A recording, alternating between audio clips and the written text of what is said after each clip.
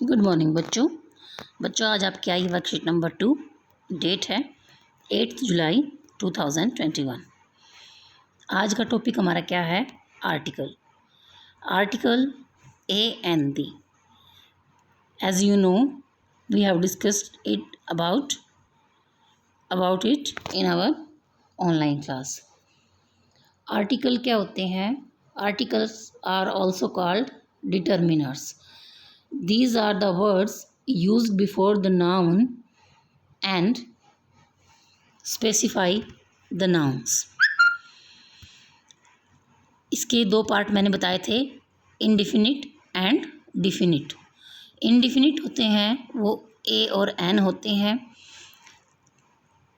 वो डिटर्मिनर्स जो नाउन की पोजीशन को अनिश्चित कर दें, इंडिफिनिट कर दें, वो क्या है? Indefinite article. और डिफिनिट आर्टिकल क्या होता है? दी या दो, जिसको हम बोलते हैं definite article is used to refer the particular person, object और पोजीशन। यानी कि नाउन की पोजीशन को पर्टिकुलर सर्टेन निश्चित करने के लिए, निश्चित बताने के लिए यूज होते हैं। अब यहाँ पर हमें दिया गया है डिफिनिट आर्टिकल इज यूज्ड। एक डिफिनिट आर्टिकल यूज होता है when we want to refer a particular person और ऑब्जेक्ट। जब हम किसी विशेष व्यक्ति या किसी चीज़ के बारे में बता रहे होते हैं। वी यूज़ दी विद, हम THE द इसको कब बोलते हैं? Whenever the sound is consonant we pronounce it the. Whenever the sound of the noun is in vowel sound then it is called the. तो आप देख लेना, जहाँ भी नाउन के फर्स्ट वर्ड की साउंड कॉन्सोनेंट आएगी तो इसको द बोलेंगे। जब भी नाउन के फर्स्ट वर्ड की जब भी नाउन के फर्स्ट वर्ड की साउंड वॉवल साउंड आएगी तो दी बोलेंगे। वी यूज़ दी विद, हम दी का यूज कहाँ कहाँ करते हैं?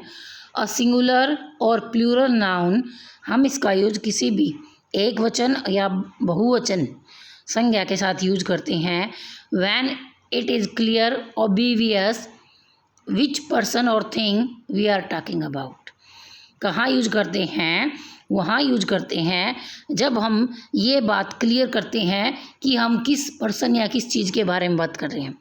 The exercise you did today was difficult, वो एक्सरसाइज जो तुमने आज की थी, पर्टिकुलर है ना, आज ही की थी, वो बहुत डिफ़िकल्ट थी। अब जैसे मैं बताऊँ, he is the boy who win the match, ये वो लड़का है जिसने मैच जीत लिया है। तो पर्टिकुलर हो गया ना, वो लड़का वही लड़का है। Uncountable nouns when a particular or a definite reference is made to them. Uncountable nouns ये हमने आज किए थे ना, जिनको हम गिन नहीं सकते, वो अनकाउंटेबल नाउन होते हैं। तो वो अनकाउंटेबल नाउन जब एक विशेष रेफरेंस में बताया जाए, द मिल्क इज़ टेस्टी, आज तो दूध, ये दूध बहुत टेस्टी है, मतलब दूध बहुत टेस्टी है। अनकाउंटेबल नाउन जब उसके लिए पर्टिकुलरली कोई चीज़ यूज की जाए। The gold is very expensive, सोना बहुत महंगा है, तो द लग गया उसके सामने। Adjectives in the superlative degree, वहाँ एडजेक्टिव से पहले इसका यूज होता है द का, जब सुपरलेटिव डिग्री में हो। 3 डिग्रीज होती हैं, सिंपल, कंपैरेटिव और सुपरलेटिव। जो जैसे हम बोलते हैं good, better, best. Better comparative जब कंपैरिजन किया जाए, सेकंड डिग्री जो यूज होती है, और सुपरलेटिव डिग्री जब सबसे सुपीरियर कोई चीज़ दिखानी होती है तो सुपरलेटिव डिग्री का यूज होता है। नेक्स्ट देखिए, समथिंग दैट इज़ यूनिक और देयर इज़ ओनली वन। कोई चीज़ बहुत ही ज़्यादा यूनिक है, बिल्कुल अद्वितीय है, अलग है सबसे, या वो केवल एक ही हो। The sun, the moon, the Ganga, the Brahmaputra, the Nile, the Amazon basin. ये क्या है? ये चीज़ एक एक ही है ना, एक एक ही है ना, इसीलिए पर्टिकुलर है, यूनिक है। नेम ऑफ द रिवर, आगे आ भी गया देखो, the name of rivers, seas, oceans, mountains, ranges and deserts always in capitals. क्या है कि इन सब के नाम तो लिखने से पहले इनका नाम हमेशा कैपिटल में लिखा जाएगा, ये बात ध्यान रख लेना। और इनसे पहले हमेशा कभी भी इंडिफिनिट आर्टिकल का यूज नहीं होगा, क्योंकि ये पर्टिकुलर विशेष हैं। रिवर के नाम से पहले, समुद्र के नाम से पहले, महासागरों के नाम से पहले। अब कहोगे समुद्र और महासागर में क्या फ़र्क होता है? समुद्र थोड़े एरिया में फैला होता है और महासागर कई इसका ज़्यादा वास्ट होता है, इसीलिए एरिया कि समुद्र तो एक पर्टिकुलर जगह में हो गया और ये महाद्वीपों के चारों ओर फैले हुए ज़्यादा होते हैं, वास्ट होते हैं, इसीलिए इसको ओशियंस कहा जाता है। माउंटेन्स रेंज पर्वत श्रृंखलाएँ हैं, जैसे द हिमालयाज़ और डेजर्ट्स, और जितने भी मरुस्थल हैं, the Sahara desert, the Thar desert, ये सारे इनके नाम से पहले द का यूज होता है। The noun represents the whole class, जब पूरी जाति को दिखाता है। The tiger is our national animal, कि जो टाइगर है वो हमारा नेशनल एनिमल है और पूरी देश को प्रेजेंट कर रहा है और पूरी जाति हर टाइगर को प्रेजेंट कर रहा है, तो द हो गया। डायरेक्शंस या कोऑर्डिनेटल पॉइंट्स, जो हमारी डायरेक्शन होती हैं उनके सामने भी हमेशा वेस्ट नहीं कहेंगे, एन ईस्ट नहीं कहेंगे ना, तो क्या है, उनसे पहले द का ही यूज होता है। The west, the south east, the north west. अब हम देखते हैं a an, add a an the in the following passage. इस पैसेज में हमें क्या करना है, ए एन द का यूज करना है। देखिए अभी, एलिफेंट कैसी साउंड है, वावल साउंड है। Has escaped from dash zoo. अब क्या है, वो एलिफेंट जो जू से भाग गया है, तो किसका यूज होगा, दी का।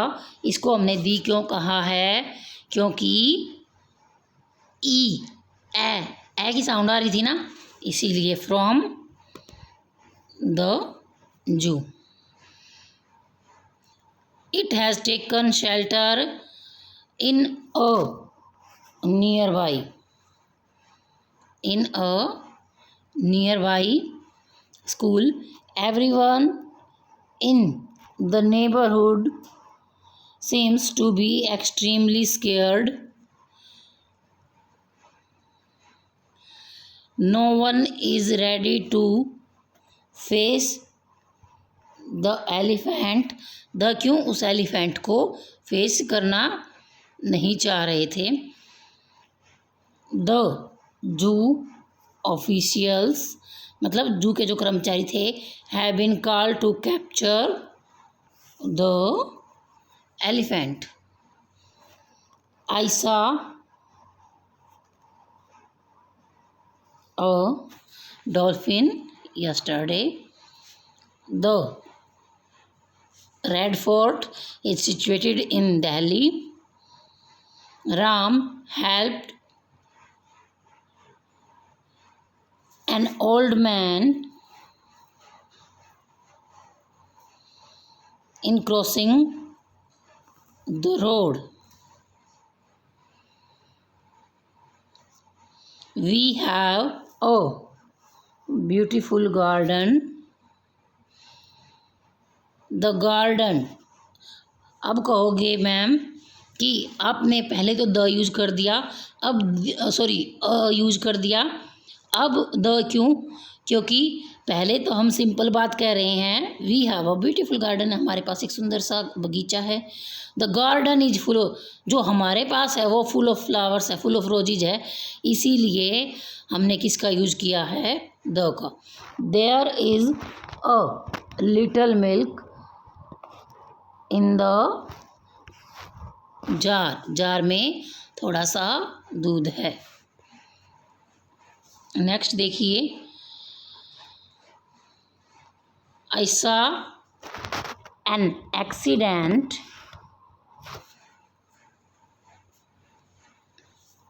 Of a car. इसमें पर्टिकुलर कार नहीं है, इसीलिए किसका यूज हुआ है, किसका यूज है बेटा, अ का। मैंने एक एक्सीडेंट देखा एक कार का, वो पर्टिकुलर नहीं था, इसीलिए इसका यूज अ का यूज हुआ है। ये आज की आपकी वर्कशीट है, जल्दी से काम करिए, जिसको समझ नहीं आया वो समझ सकता है। Thank you, have